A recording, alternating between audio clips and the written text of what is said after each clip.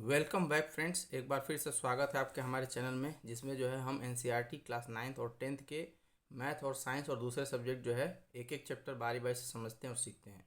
Friends, उसी क्रम में आज जो है हम क्लास 9th का चैप्टर 3 जो साइंस का है, एटम्स एंड मॉलिक्यूल्स, उसको जो है डिटेल में समझेंगे। इस वीडियो को पूरा देखिएगा। उम्मीद है कि लास्ट तक वीडियो देखने के बाद आप जो है एनसीईआरटी के सारे क्वेश्चंस सॉल्व कर सकेंगे। आपके सारे कॉन्सेप्ट, सारे डाउट जो है क्लियर होंगे। अगर फिर भी कोई आपके मन में डाउट आता है, कोई क्वेश्चन आता है, तो आप जो है उसको कमेंट बॉक्स में पूछ लीजिएगा। चलिए शुरू करते हैं। Atoms and molecules. An Indian philosopher Maharshi Kannada postulate that if we go on dividing पदार्थ या matter we shall get smaller and smaller particles ultimately। मतलब इसमें ये बोल रहा है कि एक जो है भारतीय दार्शनिक थे जिनका नाम जो है महर्षि कन्नड़ था। उन्होंने ये बताया था कि अगर हम मैटर या पदार्थ को बार बार डिवाइड करते जाते हैं, बार बार तोड़ते जाते हैं, बांटते जाते हैं, ultimately a stage will come when we shall come across smallest particle beyond which further division will not be possible.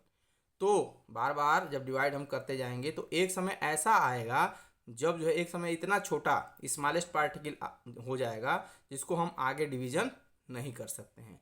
और उन्होंने इसका नाम क्या कहा? महर्षि कन्नड़ ने इसका नाम परमाणु कहा। मतलब ऐसा पार्टिकल जिसको और डिवाइड न किया जा सके, स्मॉलेस्ट पार्टिकल हो किसी भी मैटर का, तो उसको उन्होंने परमाणु कहा। Around the same era ancient Greek philosopher Democritus and Leucippus suggested that if we go on dividing matter, stage will when particles obtained cannot be divided further। और उसी समय जो है ग्रीक फिलोसफर हुए डेमोक्रिटस और ल्यूकिपस, उन्होंने भी यही सेम बात कहा था कि अगर जो है हम किसी मैटर को डिवाइड करते जाते हैं तो ऐसा पार्टिकल्स जो है लास्ट में जनरेट होगा जो है इंडिविजुअल होगा, उसको और जो है हम लोग डिवाइड नहीं कर सकते हैं। उसको उन्होंने क्या नाम दिया? एटम। मतलब एटम और परमाणु दोनों क्या हो गए? सेम हो गए। परमाणु जो है भारत के फिलोसफर ने दिया था जिनका नाम महर्षि कन्नड़ था, और ये एटम जो है ग्रीक फिलोसफर ने दिया था लगभग सेम समय में। By the end of the 18th century, scientists recognized the difference between elements and compounds and naturally become interested in finding out how and why elements combine and what happens when they combine। तो 18th century के and तक जो है scientist अब जान चुके थे कि एलिमेंट क्या होता है, कंपाउंड क्या होता है। और जब एलिमेंट्स और कंपाउंड्स के बारे में उनको जानकारी मिल गई तो जो है उनके मन में ये इच्छा हुई, यह इंटरेस्ट जगा कि भाई अब हम ये जानें कि कैसे जो एलिमेंट्स एक दूसरे से जुड़ के कंपाउंड बनाते हैं, कैसे वो एक दूसरे से कंबाइन होते हैं। Antoine L Lavoisier laid the foundation of chemical sciences by establishing two important laws of combination. और ये कि कैसे एलिमेंट्स एक दूसरे से कंपाउंड बनाते हैं, उसके लिए एंटोनी एल लेवोजियर जो थे उन्होंने जो है फाउंडेशन तैयार किया। और उससे क्या हुआ, पता चला कि कैसे जो कंबाइन होते हैं। उसके लिए उन्होंने दो लॉज जो है डिफाइन किए। फर्स्ट लॉ था law of conservation of mass. मतलब कि कोई भी जो है दो एलिमेंट या कंपाउंड जो एक दूसरे से कंबाइन होते हैं, तो कंजर्वेशन शब्द अगर साइंस में आता है तो उसका मतलब ही होता है neither can be created not be destroyed. मतलब सेम रहेगा, ना उसको बनाया जा सकता है ना नष्ट किया जा सकता है। और दूसरा है लॉ ऑफ कांस्टेंट प्रोपोर्शन। तो फर्स्ट जो है friends, law of conservation of mass, ये बताता है it state that's mass can not be created nor be destroyed in a chemical reaction. ये बताता है कि किसी भी केमिकल रिएक्शन में जो मास ऑफ एलिमेंट्स होते हैं उसको ना हम क्रिएट कर सकते हैं ना डिस्ट्रॉय कर सकते हैं। वो सेम एट इज जैसे रहता है वैसे ही रहेगा, एज इट इज, उसमें कोई चेंजेस नहीं होंगे। जैसे कह रहा है for example combustion of candle. Candle मतलब मोमबत्ती। तो मोमबत्ती जलेगा कब? तो ऑक्सीजन का मास, वैक्स मोम का मास, और विक मतलब जो उसमें धागा रहता है जो जलता है उसका, इन तीनों का कॉम्बिनेशन होकर ही तो आपका वो कैंडल बनता है। तो जब कैंडल बनेगा तो उससे जो कार्बन डाइऑक्साइड बनेगा, उसके बाद जो वेपर बनेगा और रिमेनिंग जो वैक्स नीचे पिघल के बच जाएगा। तो तीनों जलने से पहले जो मोमबत्ती है और जलने के बाद ये तीनों जो हैं उनका दोनों तरफ का मास क्या होगा? सेम रहेगा, उसमें कोई चेंजेस नहीं होंगे, दोनों इक्वल ही होंगे। तो यही बोलता है law of conservation of mass कि किसी भी केमिकल रिएक्शन में या किसी भी कॉम्बिनेशन में जो है जब एलिमेंट्स कंबाइन होकर कंपाउंड बनाते हैं तो उसमें जो है mass can neither be created और नॉट बी डिस्ट्रॉयड। इनका सेकेंड लॉ था law of constant proportion. This law is also known as law of definite proportion. इस लॉ का दूसरा नाम जो है, चाहे कांस्टेंट प्रोपोर्शन बोलिए चाहे डेफिनेट बोलिए, इसका मतलब क्या होता है, निश्चित अनुपात ही होता है। It state that in a chemical substance the elements are always present in definite proportion by mass. किसी भी केमिकल सब्सटेंस में जो है, जैसे वाटर ही है तो वाटर में H2O है, कार्बन डाइऑक्साइड ये CO2 है, तो इसमें जो हाइड्रोजन और ऑक्सीजन का ये रेशियो है, प्रोपोर्शन है, वो सेम रहेगा तभी वाटर बनेगा और कार्बन डाइऑक्साइड बनेगा, अदरवाइज कुछ दूसरा बन जाएगा या कुछ भी नहीं बनेगा। जैसे for example water, the ratio of mass of hydrogen to the mass of oxygen always 1:8। 1:8 का मतलब कि जो एटॉमिक मास होता है ऑक्सीजन का, जैसे मान लीजिए H2O है तो ये हाइड्रोजन हो गया, ये ऑक्सीजन हो गया, तो ऑक्सीजन मास जो है, ऑक्सीजन का जो मास होता है वो 8 होता है, ये 8 होता है, और H2 ये 2 होता है, ये 16 होगा। ऑक्सीजन का 16 होगा, ये 2 है तो 1 होता है, तो 1:2 हो जाएगा। इसका जब रेशियो निकालेंगे तो 2:16, या इसी को डिवाइड कर देंगे तो 1:8 हो जाएगा। तो ये प्रोपोर्शन हो गया कि जब हाइड्रोजन का 1 एटम रहेगा, ऑक्सीजन का 8 एटम रहेगा मास में, तब जो है जाके क्या होगा, वाटर आपका फॉर्म होगा। Whatever the source of water is, if 9 gram of water is decompose then 1 gram hydrogen and 8 gram of oxygen is obtain. तो जैसे 1+8 कोई भी वाटर हो, कहीं से भी वाटर हो, चाहे वेपर हो चाहे ऐसा कुछ भी हो, तो अगर 9 ग्राम ऑफ वाटर है तो उसको जब हम लोग डिकम्पोज करेंगे, तोड़ेंगे, तो उसमें से 1 ग्राम ऑफ हाइड्रोजन और 8 ग्राम ऑफ ऑक्सीजन मिलेगा, और यही कंबाइन करेंगे तो फिर हमको वाटर भी मिल जाएगा। तो यही आपका जो है लॉ ऑफ कांस्टेंट प्रोपोर्शन है। कह रहा है कि the next problem faced by scientist was to give appropriate explanation of the law. अब जो है लॉ तो इन्होंने दे दिया, वो कुछ हद तक सही भी था, लेकिन इसको डिटेल में एक्सप्लेन करना जो है क्या हो गया, साइंटिस्टों के लिए मुसीबत हो गया। फिर Dalton provide basic theory about the nature of matter. फिर डाल्टन जो थे उन्होंने क्या किया, उन्होंने जो है नेचर ऑफ मैटर के संबंध में बेसिक थ्योरी जो है प्रोवाइड की, बताया। His theory was based on the law of chemical combination. और उनकी जो थ्योरी थी नेचर ऑफ मैटर के बारे में, वो जो है किसके बेस्ड थी, केमिकल कॉम्बिनेशन के लॉ पे बेस्ड थी। Dalton's atomic theory provided an explanation for law of conservation of mass and the law of definite proportion. और जो डाल्टन का एटॉमिक थ्योरी था वही इन दोनों law of conservation of mass और लॉ ऑफ कांस्टेंट प्रोपोर्शन का जो है डिटेल एक्सप्लेनेशन था। उन्होंने जो है इन दोनों लॉज को डिटेल में एक्सप्लेन किया था, समझाया था, और साइंटिस्टों की परेशानी को दूर किया था। फ्रेंड्स, अगर आपको ये चीज़ें समझ में आ रही हैं तो आप जो है प्लीज़, अगर यूट्यूब पे देख रहे हैं तो हमारे चैनल को सब्सक्राइब कर लीजिए। अगर यही आप जो है फेसबुक या इंस्टा पे देख रहे हैं तो हमारे पेज को फॉलो कर लीजिए, और अपना सपोर्ट देने के लिए ज़्यादा से ज़्यादा वीडियो को शेयर कीजिए ताकि नीडी स्टूडेंट्स तक ये वीडियो पहुंच सके। चलिए आगे देखते हैं। तो डाल्टन ने क्या बताया था, according to Dalton theory all matter whether an element compound और a mixture is composed of small particles called atom. Dalton ने बताया था कि कोई भी मैटर है, चाहे वो एलिमेंट हो या कंपाउंड हो या फिर जो है कोई मिक्सचर ही क्यों ना हो, वो जो किससे बना होता है, छोटे छोटे पार्टिकल्स से बना होता है, जिनको हम लोग क्या बोलते हैं, एटम्स बोलते हैं। The postulate of this theory में बी एज फॉलोज। और उन्होंने इस थ्योरी में क्या क्या बताया था, all matter is made up of tiny particles called atom which participate in chemical reaction. तो उन्होंने ये बताया था कि सारे मैटर्स जो है छोटे छोटे पार्टिकल्स से मिल के बने हुए हैं, जिनको एटम्स कहा जाता है, और यही एटम्स क्या करते हैं, किसी भी केमिकल रिएक्शन में पार्टिसिपेट करते हैं, भागीदार होते हैं, मतलब एटम्स के बीच में ही केमिकल रिएक्शंस होता है। फिर दूसरा इन्होंने बताया था कि एटम्स आर इंडिविजुअल, हम शुरू में भी देख चुके हैं, और इन्होंने फिर वही बात बताई थी कि एटम्स क्या होते हैं, इंडिविजुअल होते हैं, मतलब इनको और डिवाइड नहीं किया जा सकता है, विच can not be created not be destroyed in a chemical reaction. और ये डिवाइड इंडिविजुअल तो होते हैं, उसके साथ साथ इनको ना तो क्रिएट किया जा सकता है और ना ही डिस्ट्रॉय किया जा सकता है। तीसरा इन्होंने बताया था कि atoms of a given elements are identical in mass and chemical property. और जितने भी एलिमेंट हैं, जैसे मान लीजिए गोल्ड है और सिल्वर है, तो ऐसा नहीं कि गोल्ड के एटम का मास या गोल्ड के एटम का जो केमिकल प्रॉपर्टी है वो सिल्वर के एटम के मास और सिल्वर के एटम के केमिकल प्रॉपर्टी से मैच करेगी। सब जितने भी एलिमेंट्स हैं सबके एटम्स का जो है एक डिस्टिंक्ट आइडेंटिटी होता है, वो जो है उनका मास और केमिकल प्रॉपर्टी डिफर होता है, किसी का मैच नहीं कर सकता है। Atoms of different elements have different masses and chemical properties, और अलग अलग एलिमेंट्स के जो है अलग अलग मास होते हैं और अलग अलग केमिकल प्रॉपर्टी होती है। Atoms combine in the ratio of small whole number to form compounds, और एटम एक दूसरे से कैसे कंबाइन होते हैं, तो स्मॉलेस्ट होल नंबर के फॉर्म में कंबाइन होते हैं, और तब जाके क्या होता है, वो जो है केमिकल कंपाउंड तैयार होता है। The relative number and the kinds of atoms are constant in a given compound, और जो रिलेटिव नंबर्स होते हैं, ठीक है, या काइंड्स ऑफ एटम्स होते हैं, वो किसी भी जो है उसमें कंपाउंड में फिक्स्ड होते हैं। जैसे मान लीजिए वाटर का ही एग्जांपल लेके चलते हैं, तो इसमें फिक्स है कि हाइड्रोजन 2 और ऑक्सीजन 1।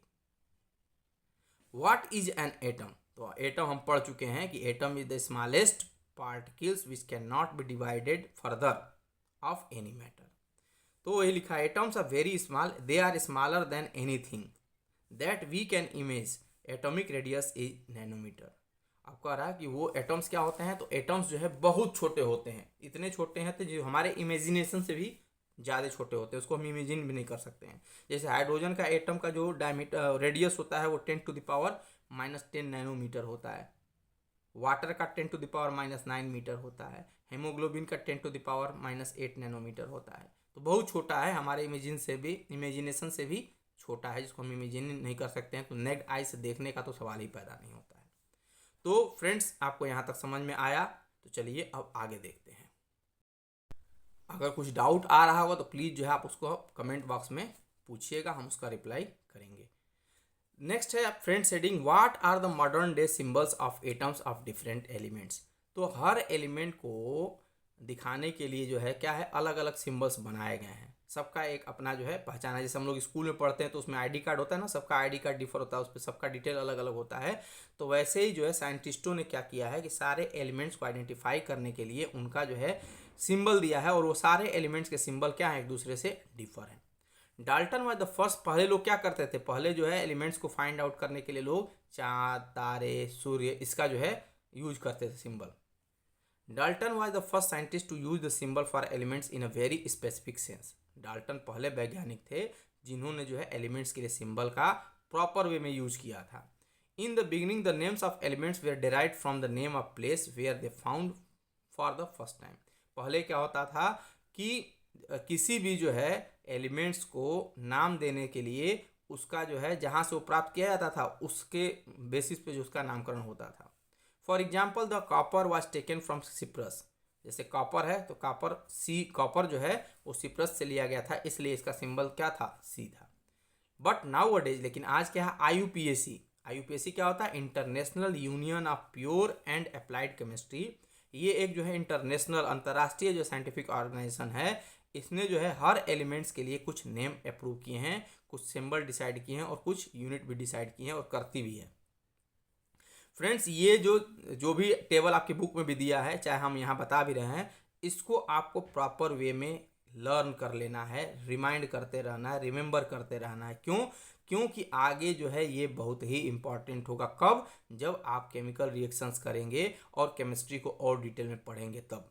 ये समझ लीजिए फाउंडेशन का फर्स्ट ब्रिक है, इसलिए इसको प्रॉपरली समझिए और याद कीजिए और याद रखने का प्रयास कीजिए।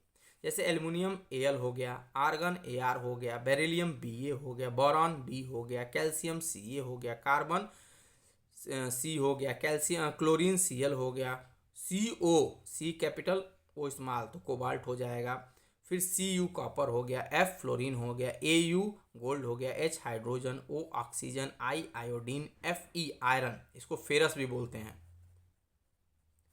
Pv lead, Mg magnesium, Ne neon, एक Mn भी होता है फ्रेंड्स, Mn तो ये मैग्नीज हो जाता है, manganese, N nitrogen, K potassium, अब Na होता, N के साथ A हो जाता तो ये सोडियम हो जाता, K potassium, Zn zinc, U uranium, Si silicon, Ag silver, Na देखिए sodium, Hg mercury, Zn zinc.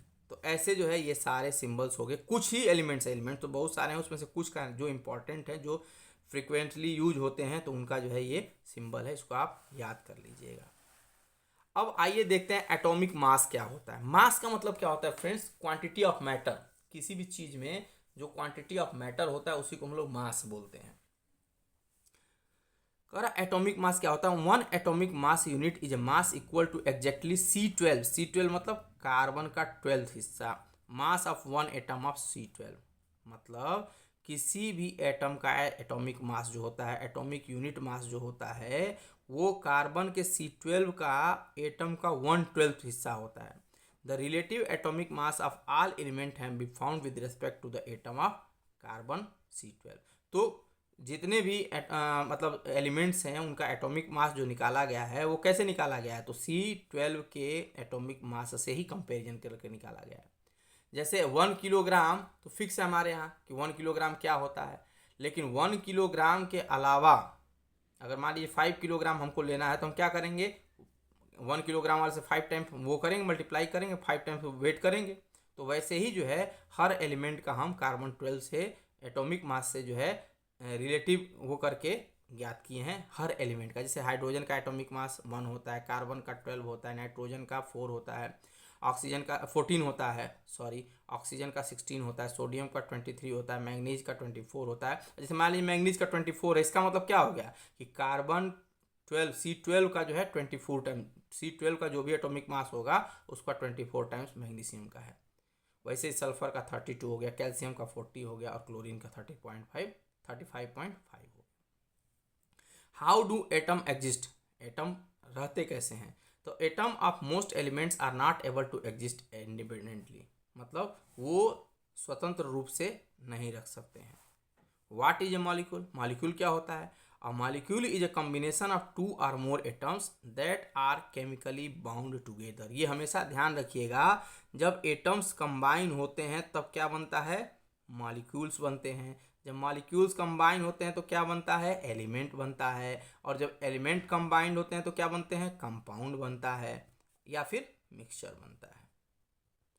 Mixture कब बनेगा? जब किसी रेशियो में नहीं, बिना फिक्स्ड रेशियो के कंबाइन होंगे एलिमेंट्स तो मिक्सचर बन जाएगा, और जब किसी प्रॉपर फिक्स्ड रेशियो में कंबाइन करेंगे तो कंपाउंड बन जाएगा।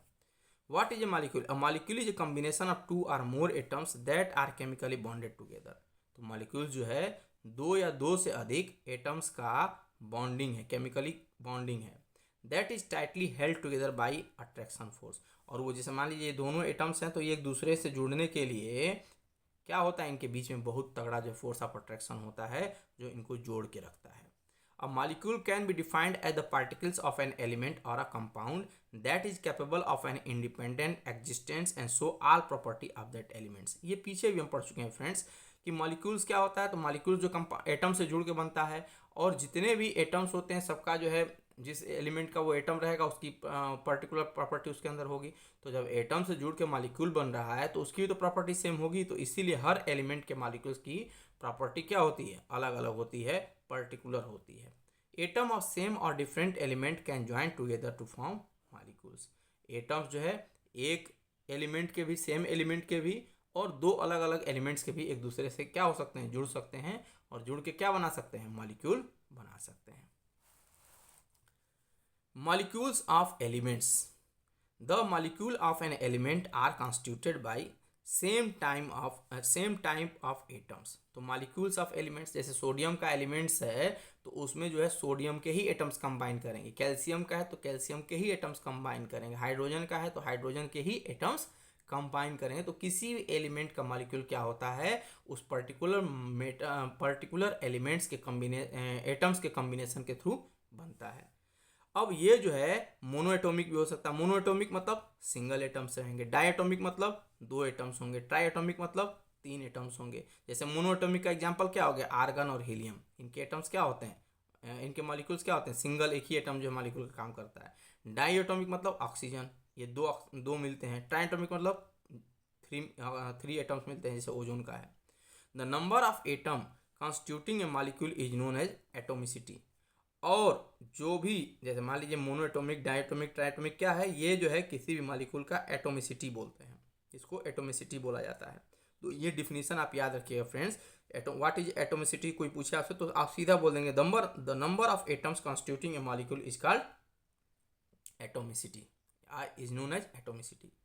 उम्मीद है फ्रेंड्स आपको समझ में आ रहा होगा। फिर भी अगर कोई मन में डाउट है तो प्लीज़ आप कमेंट बॉक्स में पूछिएगा और हमारे चैनल को सब्सक्राइब कर लीजिए। अगर फेसबुक इंस्टा पे देख रहे हैं तो पेज को फॉलो कर लीजिए और वीडियो को ज़्यादा से ज़्यादा शेयर कीजिए, ताकि ये वीडियो जो है गाँव के जो गरीब कमज़ोर बच्चे हैं जिनको नहीं समझ में आता, शायद उनके काम आ जाए और उनके लिए यूजफुल सिद्ध हो जाए, उन तक पहुँच पाए। चलिए आगे देखते हैं। अब मॉलिक्यूल ऑफ एटम्स के बाद अब हम जो है मॉलिक्यूल्स ऑफ कंपाउंड पढ़ेंगे, समझेंगे। मॉलिक्यूल्स ऑफ कंपाउंड क्या होता है, तो वही चीज़ होता है, उसमें एलिमेंट्स के एटम जुड़ते थे। अब यहाँ molecules of compounds are found by different atoms of different elements in different proportion.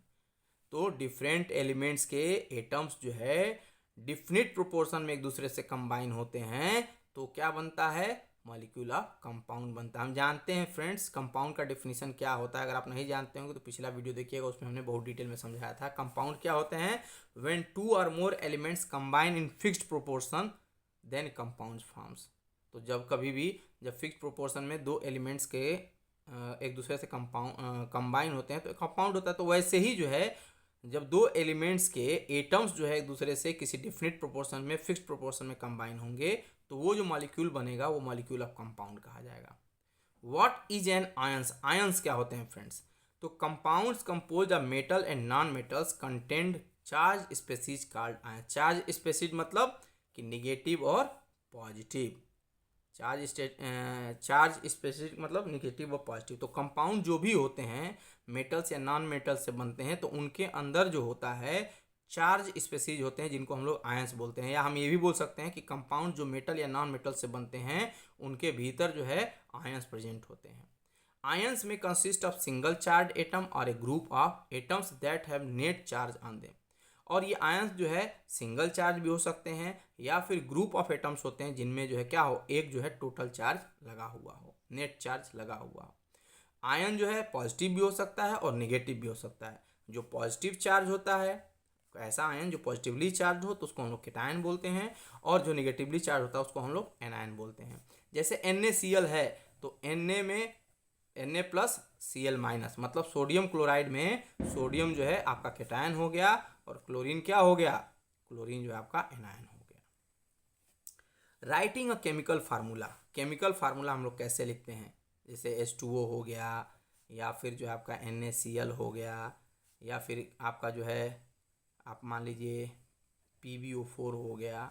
ये सब केमिकल फार्मूला लिखे कैसे जाते हैं, तो इसके लिए कुछ रूल्स भी होते हैं, उसको हम लोग आगे सीखेंगे। The chemical formula of A compound is a symbolic representation of its composition. कोई भी केमिकल फार्मूला है तो वो क्या बताता है, तो वो जो है उस कंपाउंड का एक केमिकल कंपोजिशन बताता है कि ये जो है किससे मिलके बने हुए हैं, किस रेशियो में है, किसका कितने एटम्स है, ये बताता है। The combining power of an element is known it's valency. और जो कंबाइनिंग पावर होता है इन एलिमेंट्स को उसको हम लोग वैलेंसी बोलते हैं।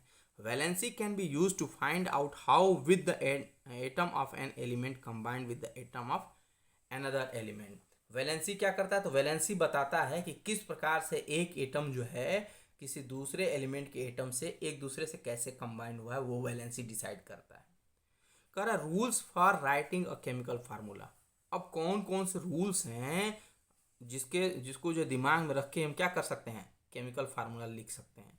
पहला है द वैलेंसीज और charge on the ion must be balance. Balance मतलब इक्वल होना चाहिए, समान होना चाहिए। वैलेंसी और चार्ज किसी भी आयन पे जो है सेम होना चाहिए, बराबर होना चाहिए।